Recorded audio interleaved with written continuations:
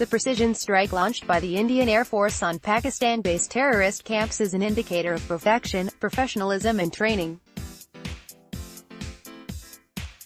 The force had been facing flak in recent times over crashes of aircraft and loss of valuable pilots. Alongside it, there have been accusations against governments, past and present, for their inability to provide modern aircraft. Simultaneously, HAL had been accused of poor quality, delays in production and development of indigenous aircraft.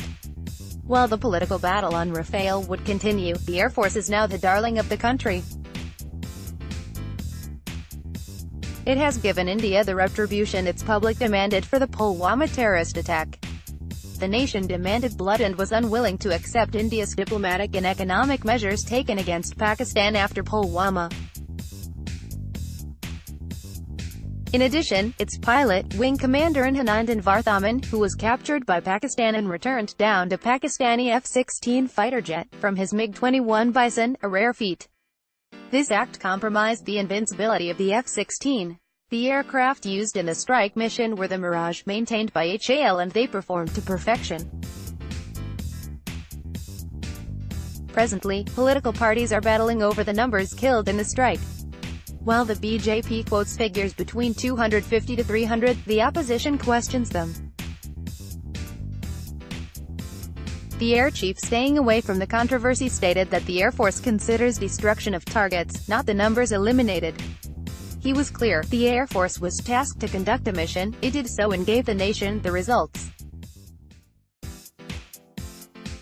The mission was clean and there was no collateral damage. The Air Force also provided the government with satellite evidence of the success of the strike. The evidence gave details of the target struck, not casualties caused. In the air chief's opinion, figures do not count. He is right, as the strike was intended to send the right message, which has been delivered. It caused ripples within the Pakistani military political establishment. Further, his comment that, had the aircraft hit only trees, Pakistan would not have reacted, is a fact. The reality which is ignored is that for Pakistan to admit a terrorist camp had been struck would be disastrous internationally. India had repeatedly projected the location of this camp to Pakistan, which it continued to deny. The camp was on the radar of multiple nations as those trained there were sent to both Kashmir and Afghanistan.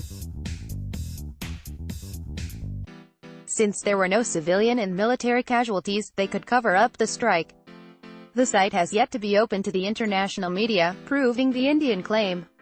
The target was on a hilltop.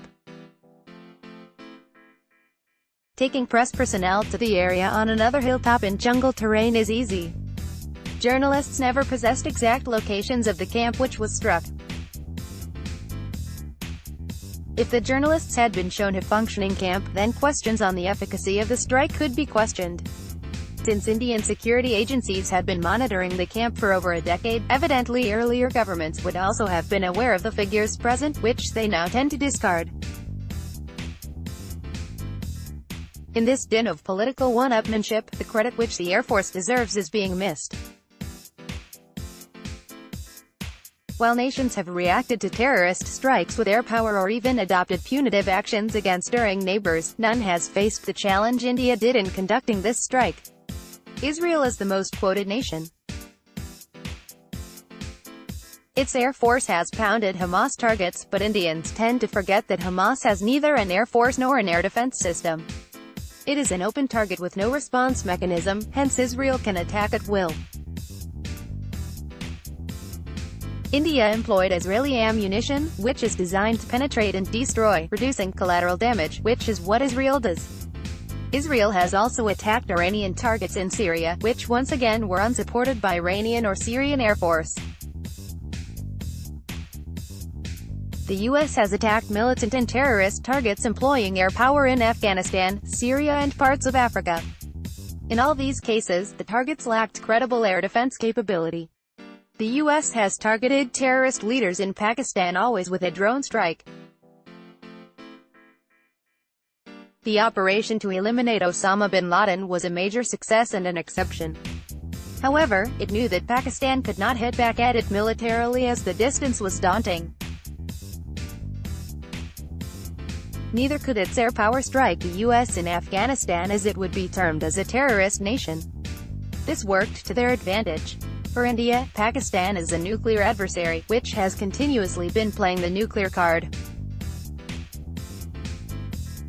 In no case would Pakistan permit India to consider itself as powerful as the US. Being a sworn adversary, it would have to respond. Its air power and air defense are fairly powerful, backed by the availability of US F-16 aircraft in its inventory. Its air defense system is Chinese-manufactured and generally reliable. For the Indian Air Force to penetrate the system, strike even before the Pakistani Air Force could be airborne, is a feat which few nations could emulate. The accuracy of the strike shook the Pakistani establishment, as there was no collateral damage at all. Hence, Pakistan avoided granting India the honor of admitting its losses. The repulsing of the Pakistani counter-strike and the downing of an F-16, by an aircraft of a lower caliber, was another display of excellence. This indicated that despite all its losses in training, lack of latest generation of aircraft and pilot trainer jets, as also quality issues of the HAL, the training, capability and expertise of Indian pilots is unmatched. It proves the professionalism of the force, which should be respected by the nation. Somewhere in the battle for number of terrorists eliminated, Rafale and votes, appreciation for the professionalism of the Air Force, which performed to perfection against a nuclear-powered adversary, has been overlooked. In days ahead, this operation will be studied in military institutions for its masterful planning, deception and execution. Few nations can ever replicate this performance. Kudos to the Indian Air Force. The writer is a retired Major General of the Indian Army.